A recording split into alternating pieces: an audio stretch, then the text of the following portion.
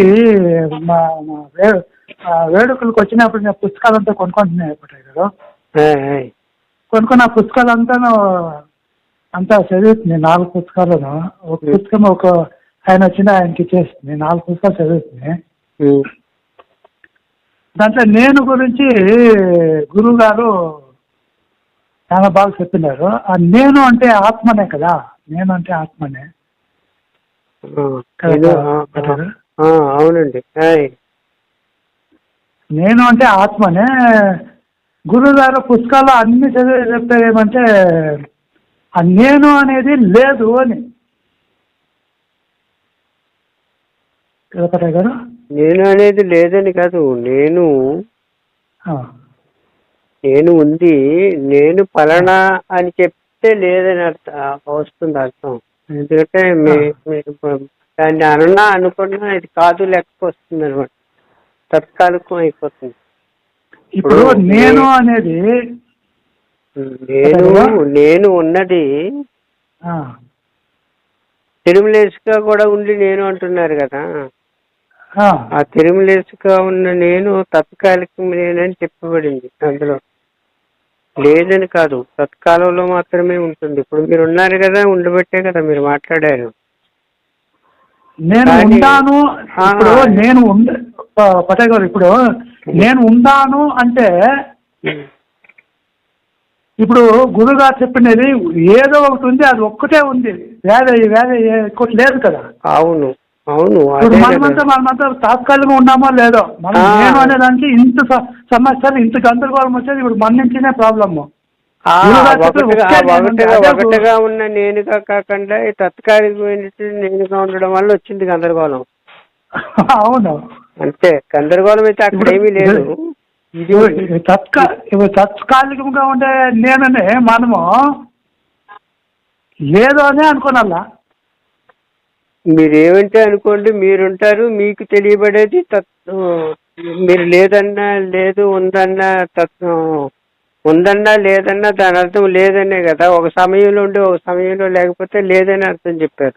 అవును, లేదనే అర్థము. సదా ఉంటే సరే, సదా ఉన్నది ఎలాగో ఉంది ఒకటి. అవును, అదే సదా ఉండేది యావది నేను. అదే ఆత్మ, అదే గురువు ఒక్కడే ఉంటాడు ఎప్పుడు. అవును అవునండి. గురువు ముందు మనం కూర్చొని మనమంతా లేనోళ్ళే కదా. అవునండి. లేనోళ్ళు లేకుండా ఉండాలని మౌనంగా గురువు లేదంటే మనం మౌనంగా ఉంటాం. ప్రశ్నలు సమాధానాలు అవి ఇవి ఇవంతా గందరగోళాలే. గురువుకిత నువ్వు లేదంటే లేకుండా పోయాలా మనము, అంతే. అవును. మరి మాట్లాడకూడదు, మనం మౌనమే సమాధానం. అందుకే గురుగారు ఆ పుస్తకాలు అన్ని చెప్పిన ఒకే పాయింట్, మనం ఎవరు లేదు. యాక్చువల్లీ మనము మీరే లేదు అంటే మనం ఏమో భయపడగలుగుతామని గురుగారు నిజమైన బోధ చేసేకి మనకి తగినట్లు కొంచెం మీరు ఉండారు, తాత్కాలికంగా ఉండారు అని చెప్తా ఉంటారు. యాక్చువల్లీ మనం గురువు ముందు కూర్చోంటే మనం ఎవరు లేదు కదా. మనం ఎవరు లేకుండా పోతే యా గందరగోళం ఉండేది, ఆ ప్రశ్న ఉండేది, ఆ సమాధానమే గురువు. మనం లేకుండా ఉండేదే సమాధానం అని ఆ పుస్తకాల్లో అంతా బాగా తెలుస్తుంది. కొన్నిసేపు గురువు గారు చాలా వేద వాక్యాలు అని చెప్పేది. అది వేదం కూడా కాదు, వేదాంతం. అది వేదాంత అతీత బోధ గురువు గారు చెప్పిండేది. మనకు కొన్ని సామాన్య జనాలకంతా అది చాలా కష్టం అవుతుంది అర్థం చేసుకునేది. నేను మొదటి నుంచి కొంచెం ఆధ్యాత్మికంగా ఉండేదాని నుంచి కొంచెం అర్థమయ్యా. గురు కృప అది కూడాను. ఇప్పుడు నేను అక్కడ రావాలంటే గురు ఆశీర్వాదం నుంచి నేను వచ్చింటాను అని పెట్టుకుంటాను అని అనుకుంటాను. అట్లే కదా, సంతోషమే. అదే గురువు అనేది ఇప్పుడు గురువు ఒకటే అదే గురువు కూడా ఎట్లున్నారంటే ఇప్పుడు అష్టతనువులు అంటారు. అష్టతనువులు అంటే ఇప్పుడు మా ప్రత్యేగాత్మ నుంచి ఇప్పటి పరమాత్మ వరకు అష్టతనువులు కూడాను లేదు అంటే గురువు ఇప్పుడున్న గురువు ఎట్లున్నాడంటే అష్టతనువుల్లో కూడా గురువు అశరీరిగా ఉన్నాడు. మనమంతా శరీరంలో ఉన్నాడు, దానికి ಯಾವ శరీరము లేదు. శరీరం అంటే సీరియస్ తీసి శరీరాలు ఎప్పుడున్నా లేకుండా లేదు అనుకుని ఉంటే ఏమి ఇబ్బందే లేదు. గురువు ముందు కూకొని మనం ఇన్ని ప్రశ్నలు వేస్తేనే ఇంత గందరగోళాలు వచ్చేది. అష్టతనువులు ఏంటి? ఇప్పుడు మనకి అది వేదాంత అతీత బోధలో ఉంది, అచల సిద్ధాంతంలో ఉంది అవంతాను. అష్టతనువులనే మాట. అవును పటే గారు. అష్టతనువులు అనేవి మనం ప్రత్యేగాత్మ అంటే మనలో ఉండేది ప్రత్యేగాత్మ.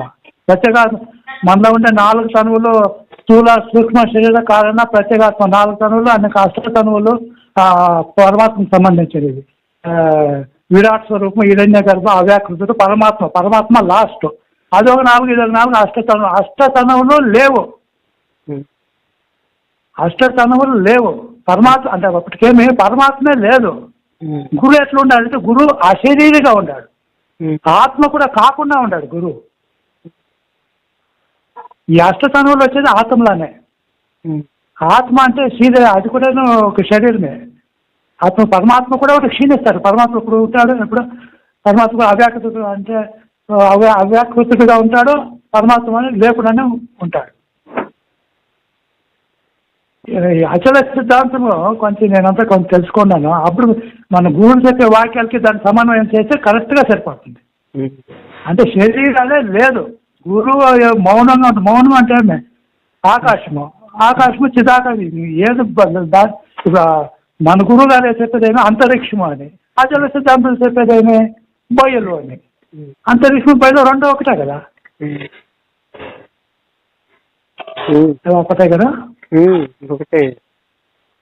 ఇంకొకసారి ఎప్పుడైనా వస్తే నేను ఇదంతా గురువు దగ్గర అడగలను ఉన్నాను. అడిగే ఆవశ్యకత లేదు. అంటే గురువు నాకు అంత సమాధానం ఆ పుస్తకాల్లో దొరికిపోయింది. దాని మొదలు నుంచి నేను అత్యాశ్రమ వీడియోలంతా చూస్తూనే ఉంటాను, వాక్యాలంతా జ్ఞాన ప్రసూనాలు. నేను అచల సిద్ధాంతం దీన్ని సమన్వయం చేసి చూస్తే కరెక్ట్గా చెప్పేది. అంటే అష్టతనువులు పరమాత్మే లేదాడ. ఇప్పుడు గురువు గారు కూడా ఆ పుస్తకంలో ఒక అధ్యాయంలో చెప్పినాడు, దావులపై అపరిచితం నన్ను నమ్ముతానే కానీ నేను దేవుడు నమ్మలేదు అని. సో అది ఎంత సత్యము. అది సామాన్యులు చెప్తే ఏదవుతుందండి, గురువు గారు సామాన్యులు చెప్పేది. పోతే ఆ ఒక జ్ఞాన ప్రసంగంలో ఆ వాక్యం వచ్చింది, చాలా నచ్చింది నాకు ఆ వాక్యం. పరమాత్మే లేదు. యాక్చువల్లీ పరమాత్మే లేదంటే మనమంతా ఎవరు? మనమంతా లేకుండా ఉండేవాళ్ళే, మనమంతా ఉండిపోయేవాళ్ళే, ఉన్నట్లు ఉన్నాము అంతే. అసలు మనం లేనే లేదు. మనం ఈ నేను పట్టుకొని దాన్నే మనం అన్ని పుస్తకాలు రాసుకొని దాన్నే ఎప్పుడు నేను గురించి మనం మాట్లాడినా కూడదు. అసలు నేను అనేదే లేదు కదా. ఒకటే ఒకటి ఉంది, అది గురువునే. ఆత్మ ఉంటే పరమాత్మ ఉంటాడు, పనులు కూడా లేకున్నాను అయిపోతాడు. మీరు 4-5 పుస్తకాలు చదివారు కదా, టోటల్ గా మీకు అర్థమైంది అయితే ఏమి లేదని కదా. ఏమీ లేదని. అప్పుడు ఈ పుస్తకాలు తీసుకెళ్ళి పక్కన పడేయాలి అంతే. ఎందుకంటే లేదనే విషయం తెలిసిపోయిందంటే దాంతో పనే ఉంది మనకి. లేదనే విషయం అచల సిద్ధాంతం గురించి నేను ఒక గురువు గారి నుంచి తెలుసుకుంటే అప్పుడే నాకు లేదని తెలిసిపోయా. గురువు ఒక్కడే ఉంటాడు. గురువు ఎట్లుంటాడు? లేకుండా ఉంటాడు, అశరీరిగా ఉంటాడు. గురువు కూడా వదిలేండి. ఇప్పుడు మీరు ఉన్నారా లేరా? నేను లేదు కదా. మీరు లేకపోతే కూరుకోండి. ఎందుకు మాట్లాడుతున్నారు? ఉన్నట్లున్నాను అంతే. మరి ఉన్నట్లు ఉన్నారనే పదాన్ని వాడకూడదు. గురువు గారు అదే చెప్పారు. మీరు లేరు కానీ తత్కాలంలో ఉన్నట్లు కనిపిస్తున్నారు. వ్యవహారం అంతా అక్కడే వచ్చింది. ఉన్నట్లుంది, వాస్తవానికి లేదు. ఉన్నట్లు కనిపిస్తుంది, వాస్తవానికి లేదు. కానీ తత్కాలంలో ఏదో ఉన్నట్లు కనిపిస్తుంది కదా. ఈ ఉన్నట్లు ఉన్నదాన్ని ఉన్నట్లున్నదిగా చూస్తే సమస్య పరిష్కారం అయిపోతుంది. ఏమి లేదు. ఉన్నట్లు ఉండేదాన్ని ఉన్నట్లు కూడా ఉండకుండా లేకుండానే అయిపోవాలి అంతే. ఇంక ఉన్నట్లు ఉందంటే దాని అర్థం లేదనే. మాట్లాడుతున్నారు కదా, పుల్లు మాట్లాడుతున్నారా లేకుండా మాట్లాడుతున్నారా? నేను లేకుండానే మాట్లాడుతా ఉన్నా.